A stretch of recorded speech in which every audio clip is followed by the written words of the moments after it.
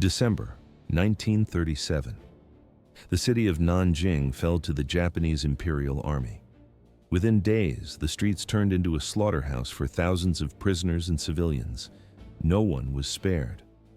Among the ranks of the invaders, one officer distinguished himself through systematic killing.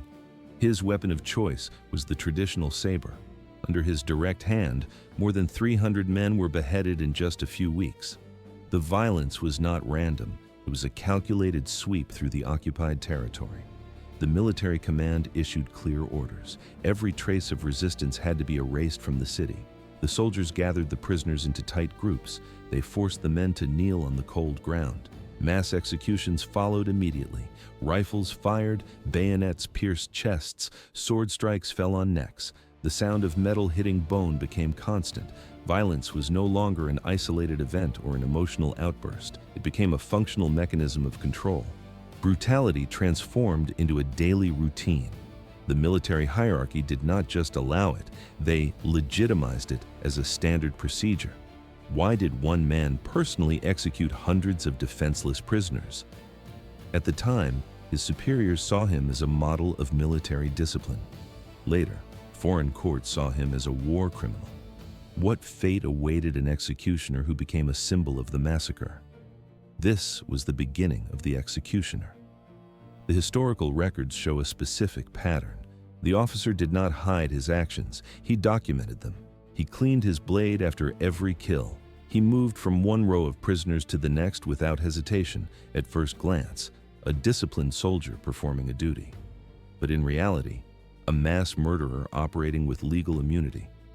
The cameras of the era captured the aftermath. In the frame, piles of bodies near the city walls. The footage shows soldiers standing over pits. The smell of copper and smoke filled the air. There was no way to escape the perimeter. Events accelerated as the occupation intensified. The killing became a competition. News of the officers' tally spread through the ranks. It was no longer about strategy. It was about the number of heads collected. There was no mistake in the intent. The objective was total psychological brokenness of the population. How did a human being reach this level of detachment? It started with training and ended with a blade. The transformation was complete. The story of the blade began here. March 1905. Gunkichi Tanaka was born in Tokyo during a period of total national transformation. The Japanese Empire had just crushed China and Russia in back-to-back wars. These victories turned Japan into a dominant regional power. Tanaka's generation grew up in a society where militarism reached into every home and classroom. The state demanded industrial and military modernization. For middle-class families like Tanaka's, the soldier was the ultimate model of virtue. Service was the only way to move up the social ladder.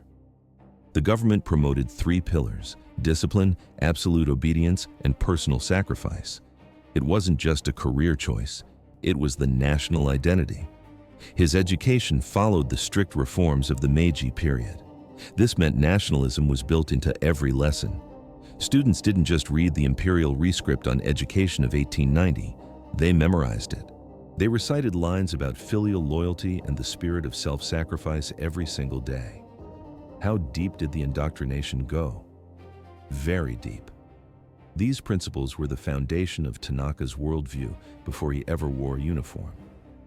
He finished his preliminary studies and moved to the next stage. He was admitted to an officer preparatory academy. These academies were not just schools, they were filters. The Imperial Army used them to weed out the weak and shape the minds of future leaders. The regime inside was brutal. It was built on three things: rigorous physical discipline, intensive academic study, and the systematic practice of martial arts. The training focused on kendo and jukendo. In the training halls, the sound of wooden swords striking armor was constant. This reinforced a specific symbolic bond. Japanese officers were taught to see themselves as extensions of their bladed weapons. The focus on traditional weapons was not merely ceremonial, it was practical and psychological. The saber represented the heritage of the ancient samurai class. It was a physical link to a violent past, but this was only the beginning. The footage from the era shows young men in stiff collars standing perfectly still. The camera records rows of students bowing in unison toward the imperial palace. No one breaks rank. No one looks away. Events accelerated as Tanaka moved toward active service. The military wasn't just part of the government anymore. It was becoming the government. Tanaka was exactly what the empire wanted, a disciplined, obedient tool of the state. There was no turning back. Thus began his rise through the ranks. The samurai ideal. In the early 20th century, the Imperial Japanese Army reinterpreted this code for a modern era. Cadets did not just learn to kill, they adopted a worldview that placed Japan at the absolute peak of moral and cultural superiority. To these men, other Asian nations were inferior. Military instruction combined modern strategy with a dangerous philosophy. Territorial expansion was no longer seen as conquest, it was framed as a civilizing mission. This was the ideological foundation. After this initial phase, Tanaka entered the Imperial Military Academy. This was the primary forge for the empire's officer class. The training was split into two distinct cycles. The first cycle lasted 2 years. It took place in Osaka and Saitama Prefecture. The curriculum was dense. It combined brutal military drills with academic studies at a university level. Tanaka studied mathematics, history, and tactics. He wore the cadet uniform daily. His movements were monitored. Discipline was the only rule. The second cycle moved to Sagamihara in the Kanagawa Prefecture. Here, the training became more advanced. During this period, the academy sent Tanaka to an active infantry regiment for 8 months. This was the transition from theory to reality. Cadets handled standard-issue Arisaka rifles. They practiced platoon tactics in the mud. They learned the internal mechanics of a combat company. How did Tanaka handle his first taste of power? The answer is found in the hierarchy. During this practical phase, Tanaka assumed a command role for the first time. He was still a student. But the army treated him as a god compared to the rank-and-file soldiers. The footage from this era shows the gap. Officers stood tall, conscripts bowed low. This dynamic hardened the distance between the leaders and the LED. It was built on 2 pillars: absolute obedience from the troops and unquestionable authority from the officers. Tanaka returned to the academy to finish the upper cycle. This stage lasted 1 year and 8 months. The pressure increased. The training became more lethal. Exercises now involved live ammunition. The sound of constant gunfire filled the air. These were not just drills. The maneuvers included full-scale combat simulations. Men charged with bayonets. Explosions rocked the training grounds. Tanaka practiced hand-to-hand combat until his hands bled. The simulation ended. The cadet was gone. A professional officer remained. 1932. The intensity of the training increased. Classroom sessions lasted for hours. The curriculum focused on 3 pillars: history, geography, and political analysis. Every lesson served a single purpose. It reinforced Japanese nationalism. Instructors broke down the recent wars against China and Russia. They used these conflicts as proof. Japan could defeat numerically superior forces. The secret was discipline and strategy. The pedagogical goal was clear. The military wanted an offensive mindset. They taught that Japan held a manifest destiny. The country was the natural leader of Asia. Life followed an inflexible rhythm. Military regulations demanded total, unquestioning obedience. Corrective methods were physical. Superiors used strikes and beatings to fix errors. There was no room for individuality. Group spirit was enforced through collective responsibility. If one man failed, the entire platoon suffered the punishment. The result was a class of hardened officers. These men were ready to execute any order. They functioned without ethical objections. Tanaka completed his training. He served a mandatory probationary period in an active regiment. Only then did he receive his commission as a second lieutenant. In Japanese society, the officer corps held a privileged rank. They were viewed as a superior caste. They were the chosen bearers of a national mission. The saber was the centerpiece of this identity. It was not just a tool for killing. It represented a direct link to the samurai tradition. It was a symbol of historical continuity. Officers carried the blade as a physical manifestation of authority. It signaled personal courage to everyone who saw it. Tanaka followed tradition. He christened his saber with a personal name, Sukihiro. Giving a weapon its own identity was a standard custom among the elite. The blade was now a living entity. At first glance, a professional military, but in reality, a cult of steel and absolute loyalty. The footage from the era shows the transformation. The recruits enter as civilians, they exit as weapons. The Japanese military culture of the interwar period was a machine for total war. The era of the warrior had returned. 1936. The Japanese Empire began a radical transformation. The traditional Bushido code was stripped of its ancient meaning and re-engineered for the modern state. The new doctrine demanded three things: absolute loyalty to the emperor, a total disregard for human life, and zero compassion for the enemy. Military instruction manuals were rewritten. They stated clearly that death in combat was the supreme form of service. How did this change the soldiers? It turned them into weapons. Officers like Tanaka were no longer just tactical leaders. They were trained to personally execute the most brutal orders without hesitation. The Imperial Army assigned Tanaka to the 45th Infantry Regiment. This unit belonged to the 6th Division. It was a frontline force hardened by years of combat in China. The assignment was a direct reward for his high performance at the military academy. At 24 years old, he held the rank of company captain. He commanded dozens of armed men. His daily routine was rigid. Tanaka organized bayonet drills, enforced strict discipline, and ensured every command from high-ranking generals was met. The regiment had already operated in northern China and Manchuria. They had fought irregular insurgent forces in the mountains. This experience turned the soldiers into specialists in hostile territory. The sound of boots on gravel and the smell of gun oil defined their existence. But the change wasn't just tactical. It was political. By the mid-30s, civilian politicians in Tokyo lost their grip on power. The failed coup of February 1936 accelerated the collapse of democracy. The Army and Navy seized control of the national agenda. They viewed a full-scale war against China as an absolute necessity. They wanted resources. They wanted living space. At first glance, Tanaka was just a professional soldier. But in reality, he was an ideological enforcer. His role as an officer linked him directly to an expansionist machine. Orders were no longer just technical instructions on a map. Every objective was now justified by the destiny of the empire. The transition was complete. There was no turning back. July 1937. The empire declared its mission: to civilize China by force. This ideology drove every promotion within the 45th Infantry Regiment. Military merit alone was not enough. Officers had to embrace a vision of total dominance.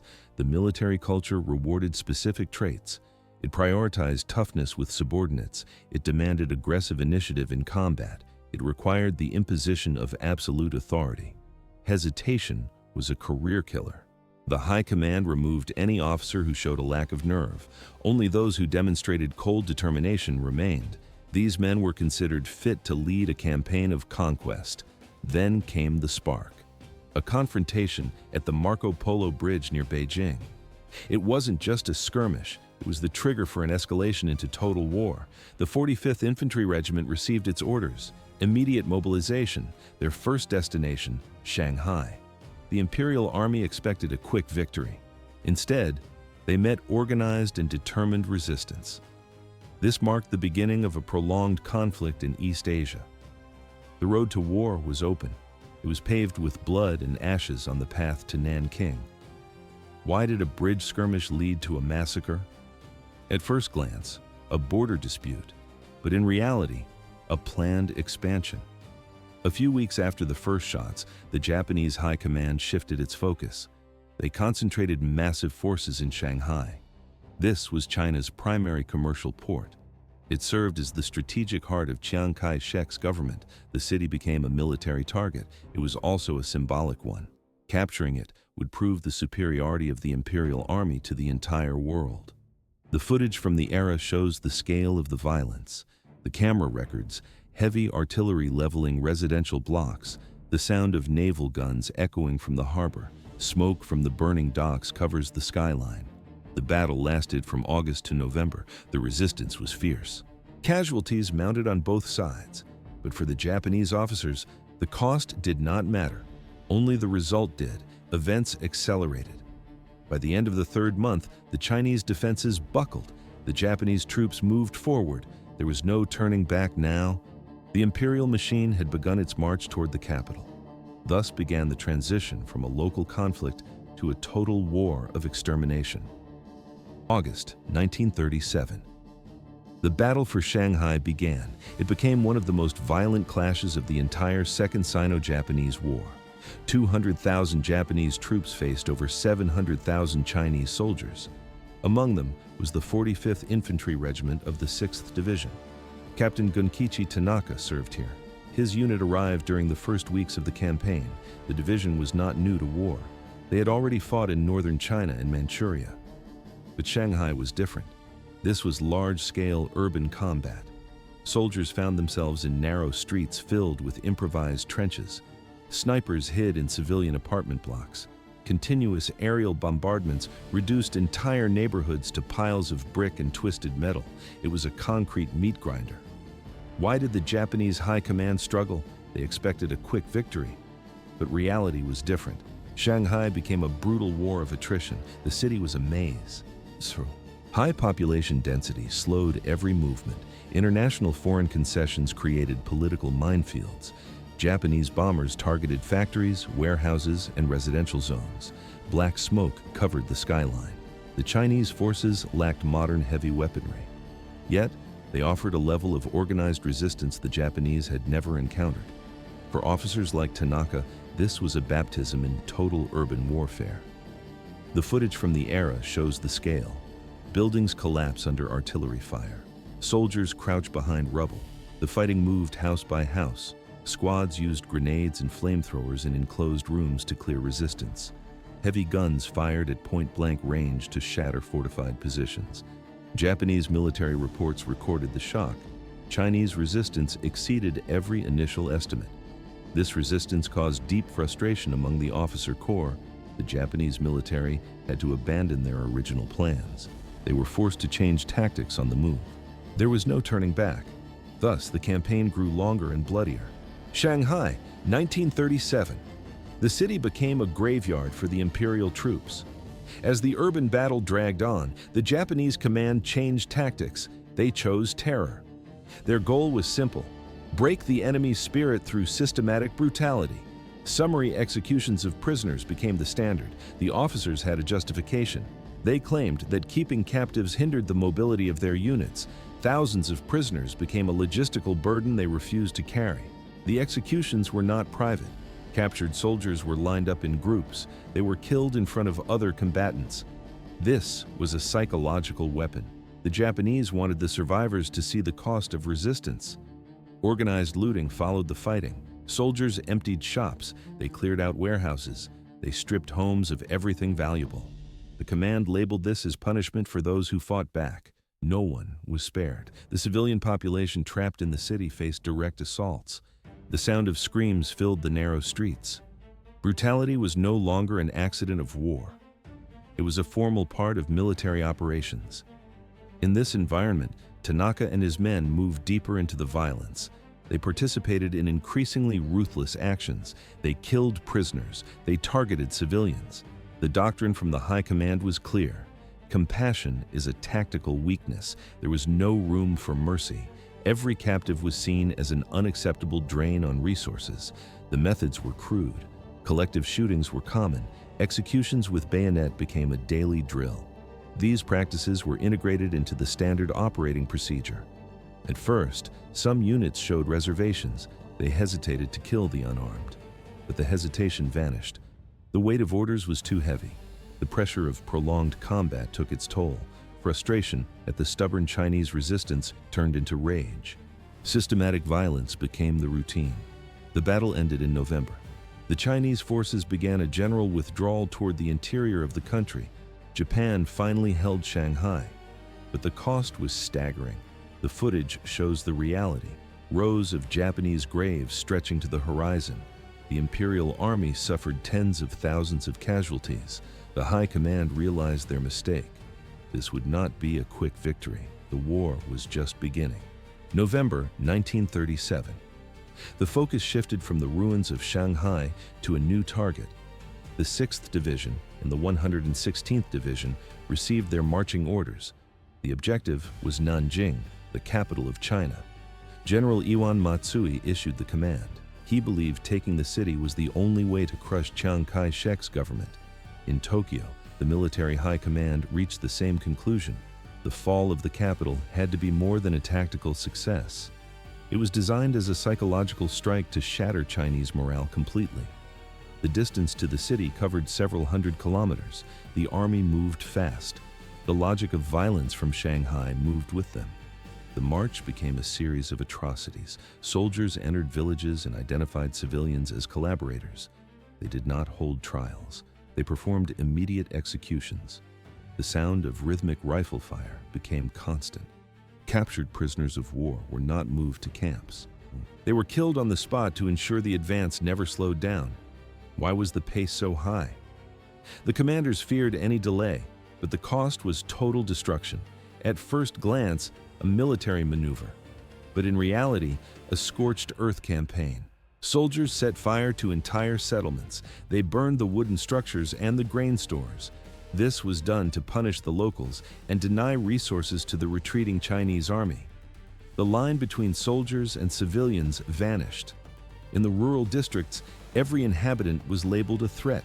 Preventive violence became the standard operating procedure. The camera records, smoke rising from every horizon. The footage shows soldiers tossing torches into thatched roofs. Tanaka led his company through these zones. His unit reports are dry and technical. They document brief skirmishes with fragmented Chinese units. These entries are always followed by the same result: the systematic execution of every captive. There were no exceptions. There, the violence was no longer an outburst. It was integrated into the daily schedule. The pattern from Shanghai had been perfected. Kill the prisoners, suppress the locals, advance without stopping. Events accelerated. The road to the capital was paved with bodies. The 6th Division reached the outer defenses. The outcome was already decided. Thus, the siege began. December 1937. General Iwane Matsui issued his final orders. The instructions were clear. Nanjing had to fall by any means necessary. The Japanese High Command did not just want a city. They wanted a psychological execution. They viewed the operation as a demonstration of imperial power. The Chinese army was retreating. They were broken. But the defense of the capital remained an obstacle. The Japanese military solution was the systematic application of terror. During the long march to the city, the gap between Japanese actions and international law widened. It was no longer a war. It was a massacre in motion: executions of prisoners, systematic looting, indiscriminate violence against civilians. These were not accidents. These were tactics. Officers at every level encouraged the brutality. Tanaka and his regiment arrived on the outskirts in December. They were hardened men. Months of urban combat in Shanghai had stripped away their hesitation. They used terror as a tool. The footage would have shown a city in collapse. Tens of thousands of refugees packed the streets. The defending army had no cohesive command. The central government had already fled to Wuhan. The city was a trap. Conditions were perfect for an atrocity. The violence learned in Shanghai was about to intensify. Nanjing was the capital of the Republic of China. It was a city of massive walls and ancient gates. But walls cannot stop a collapse from within. General Tang Shengji commanded the defense. He had tens of thousands of men under his lead. But they were poorly equipped. They were demoralized. They were exhausted from the retreat. December 9th, 1937, the Japanese forces reached the outer walls. The siege began. There was no way out. The capital was surrendered to death, 2-1.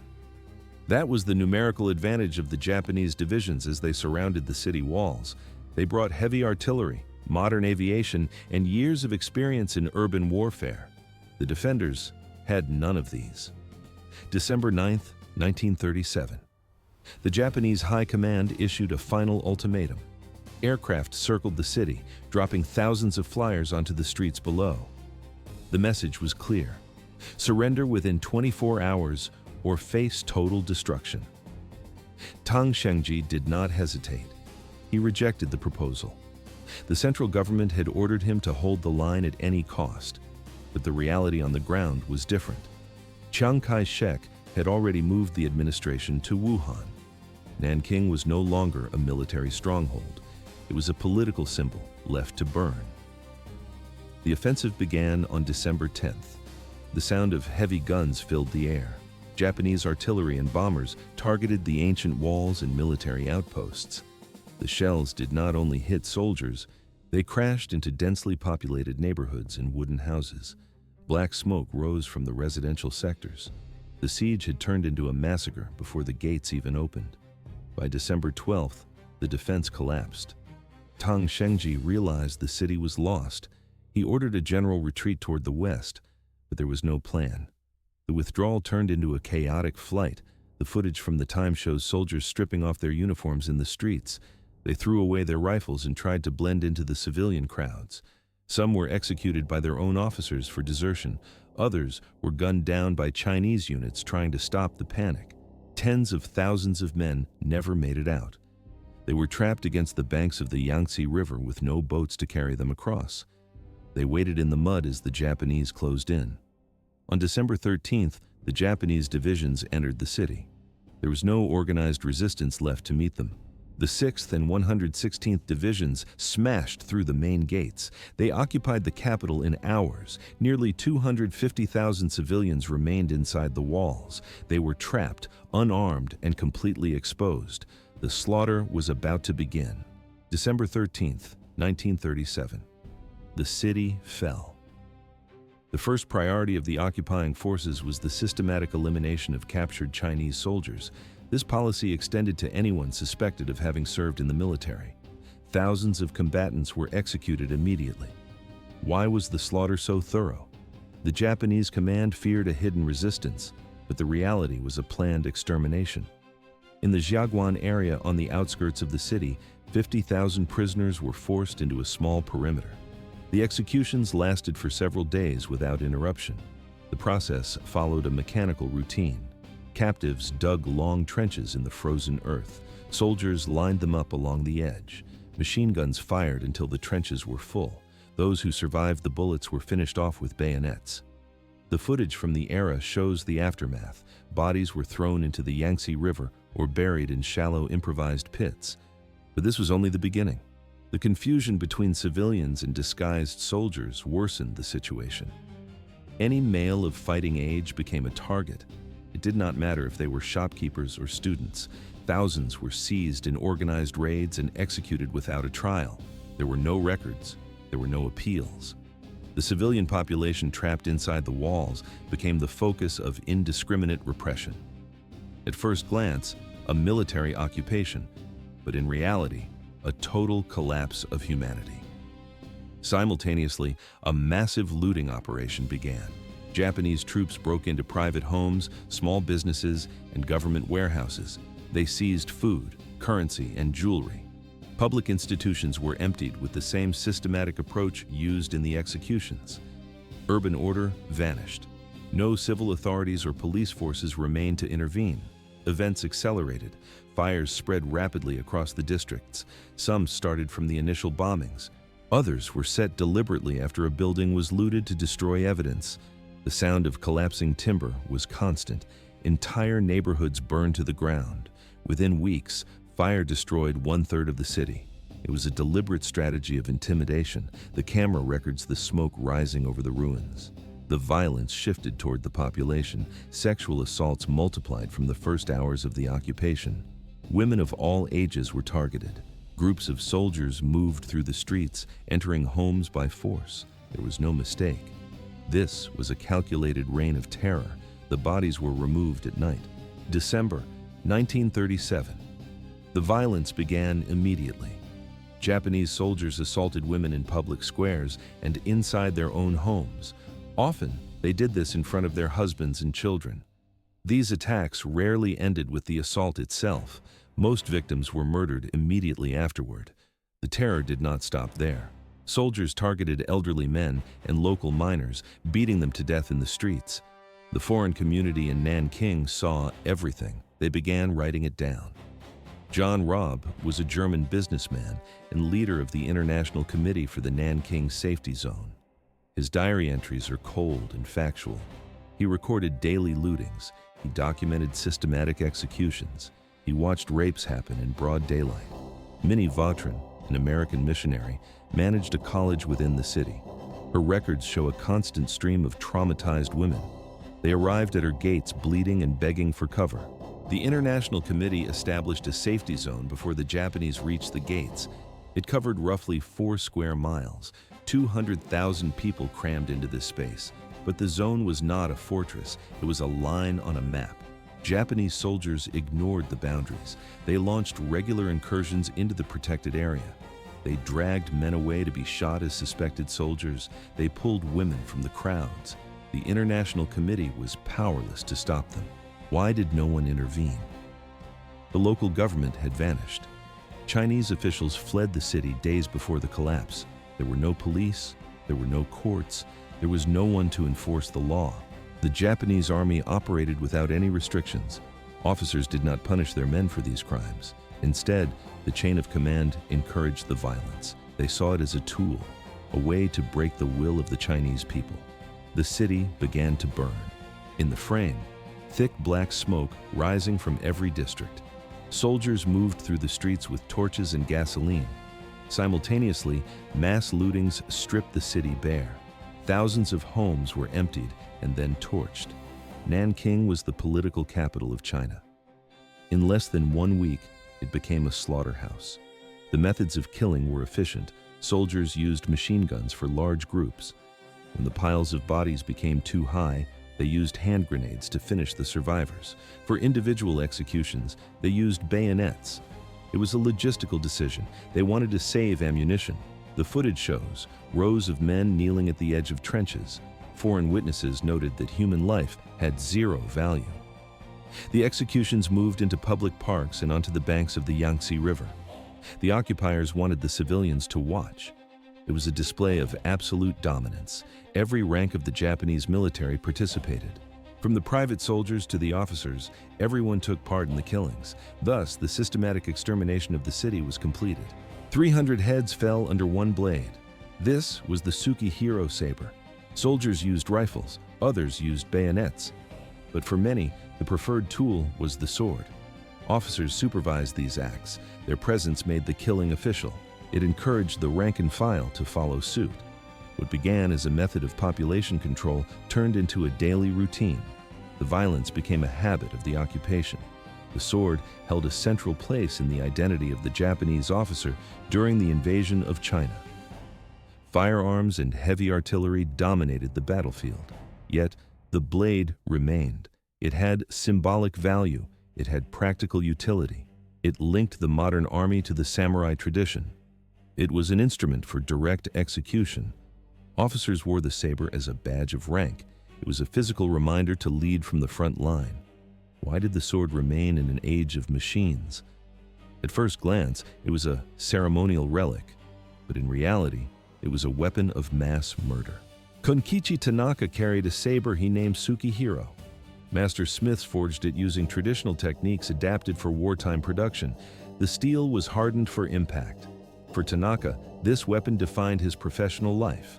Later, military propaganda linked the name Sukihiro to the occupation of Nanking. The sword and the man became one. The footage from the era shows the reality: soldiers lining up prisoners, the sound of bolts cycling, officers standing by with hands on their hilts. Executions took many forms. Units used collective shootings. They used bayonets. They used hand grenades.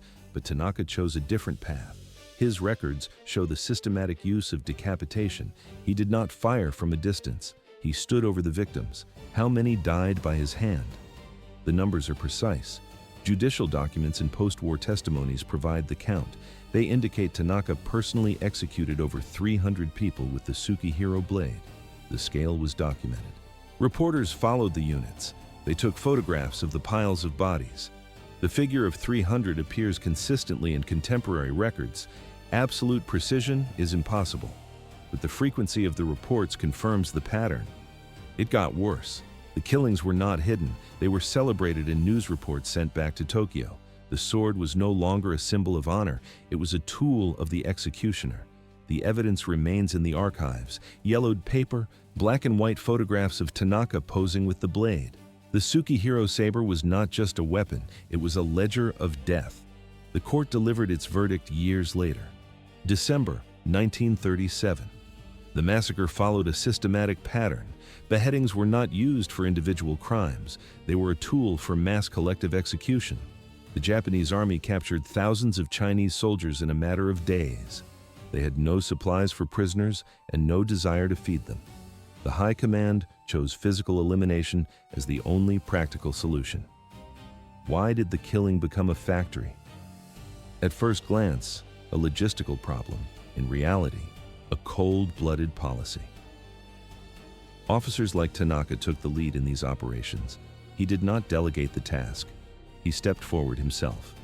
His technical precision and obedience made him an ideal asset for the command. He stood out among his peers for his efficiency. The procedure followed a repetitive cycle. Guards gathered the prisoners into groups of 50. The captives were forced to their knees on the damp earth. Soldiers held them by the shoulders to prevent movement. Tanaka approached with his unsheathed saber. He focused on a single point on the neck. He executed a downward strike designed to sever the head in one motion. Sometimes the blade hit bone. A second strike was required to finish the job. The footage from the era shows the mechanical nature of the act, the sound of steel hitting wood and flesh. Tanaka performed this action hundreds of times within a few weeks. Decapitation lost its weight. It was no longer an execution, it was a routine chore. But this was only the beginning. The saber provided specific tactical advantages. It saved rifle ammunition. Bullets were scarce and reserved for the front lines. A sword required only muscle and a sharp edge. There was also a symbolic layer. The blade projected the image of the officer as a modern samurai. It linked the Imperial Army to the warriors of the past. Military propaganda exploited these killings. It framed the massacres as displays of professional discipline and courage. Executions took place in public view. Rows of soldiers watched the blood spray the ground. They interpreted the violence as a sign of supreme determination. A quick decapitation became a desirable professional skill. Commanders used Tanaka as a model. They wanted his efficiency to inspire the entire officer corps. There was no turning back. The bodies were moved into pits at night. 300 victims. That was the official count attributed to Captain Tanaka. These public executions served two purposes. First, they intimidated any local resistance. Second, they boosted the morale of the Japanese troops. Tanaka became a national celebrity. He was featured in the book Imperial Soldiers by Yamanaka Minotaro. This publication presented officers as the ultimate examples of the Japanese martial spirit. It contained photographs of Tanaka using his saber during mass killings. One specific image showed him in the middle of beheading a Chinese prisoner. This photo circulated throughout the Japanese media. It was not censored. Instead, it was framed as a symbol of military courage. Propaganda did not hide the violence. It exalted it as a virtue. Eliminating enemies with a sword was marketed as proof of racial and moral superiority. At first glance, a series of murders.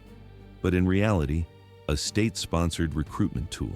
The footage and photos show a man in total control. Tanaka was not portrayed as a criminal. The regime saw him as a model officer. His commitment to the empire was measured in successful acts of extermination. This official recognition worked. It encouraged other commanders to follow his lead. It validated extreme violence as a standard military practice. Events accelerated. Tanaka was not the only officer practicing these methods, but he was the most prominent. His name appears repeatedly in official military logs. These documents show the operational logic of the time. They transformed the killing of prisoners into a routine office procedure. There was no mistake. Tanaka's case was linked to other famous atrocities. This included the beheading contest between officers Mukai and Noda. It was the same mentality across the board. The historical record of these acts was finalized after the war ended. In 1947, The trials began in China. Prosecutors used Tanaka as a primary example of systematic occupation brutality. The evidence was physical. They presented the very photographs published during the war. They called former soldiers to the stand. These men testified against their commander. Tanaka denied the specific numbers. He claimed the accusations were exaggerated. The court did not agree.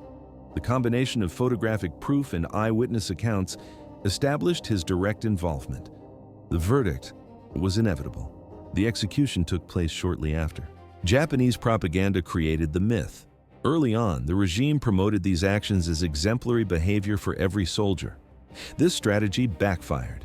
It turned the Sukihiro saber into a permanent synonym for mass beheadings. While many officers gave their swords names, this specific name became a legal identifier for war crimes. The weapon was no longer just a tool. It became a physical symbol of systematic murder. The execution procedure was simple. It required 3 steps. First, the guards gathered the prisoners. Second, they forced them into a kneeling position. Third, the officer applied the blade. There was no complex ritual. Why did the witnesses remain silent? It seemed like a violation of human life. But to the soldiers, it looked like a drill. The camera records the speed of the movements. Tanaka worked with mechanical precision. There was no hesitation or pause for thought. For the soldiers watching, this violence became a standard part of military discipline. This was not an outburst of emotion. It was an integrated collective behavior. In the weeks following the fall of Nanking, the killings accelerated. Tanaka's saber executions occurred alongside mass shootings with firearms.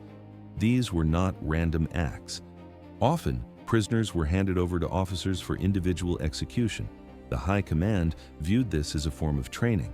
It was a demonstration of professional competence. But the world was watching. Tanaka's name began appearing in more than just Japanese military records. Foreigners trapped in the city started writing reports. The International Committee of the Safety Zone documented saber executions across Nanjing. At first, they didn't have names. But later, investigators linked these specific testimonies to Tanaka. He was one of the most active perpetrators in the city. The sound of the blade was constant. The smell of iron filled the air. 3 factors turned Tanaka into a historical monster. First, the sheer number of people he killed personally. Second, the Japanese propaganda that tried to turn him into a hero. Third, the photographs. These images survived the war and became evidence in a courtroom. The evidence was undeniable. The trial followed. Thus ended the career of the officer. December 13, 1937. On this day, the Imperial Japanese Army breached the gates of Nanking. This was not a standard military occupation. It was the beginning of 6 weeks of systematic violence. The city burned. Dense black smoke covered the horizon. Footage from the period shows the machinery of the massacre in motion, rows of prisoners, bayonet drills, and streets littered with debris. Tanaka became one of the most visible individual culprits in these events. He did not act alone. He followed orders, issued commands, and watched as the fire devoured the city block by block. Why did the massacre reach such a scale? It was not just the work of a few rogue officers. In reality, it was a collective pattern of behavior. The military hierarchy tolerated the brutality. In many instances, the high command actively encouraged the slaughter. The footage records the result. Soldiers moved through the ruins. They searched houses, rounded up civilians, and executed them in groups. There was no mercy. Officers stood by and watched the executions. It wasn't just a series of random crimes, it was a signal of absolute dominance. The violence followed a rhythm. First, the arrival. Then, the systematic clearing of the population. Finally, the total destruction of the urban landscape. The chain of command remained silent. This silence served as a green light for the troops. Soldiers understood the lack of punishment as an invitation to continue. Events accelerated. The death toll climbed every hour. There was no turning back. The story of Nanking became a record of institutionalized cruelty. The massacre ended only when there was nothing left to destroy. Thus ended the first phase of the occupation.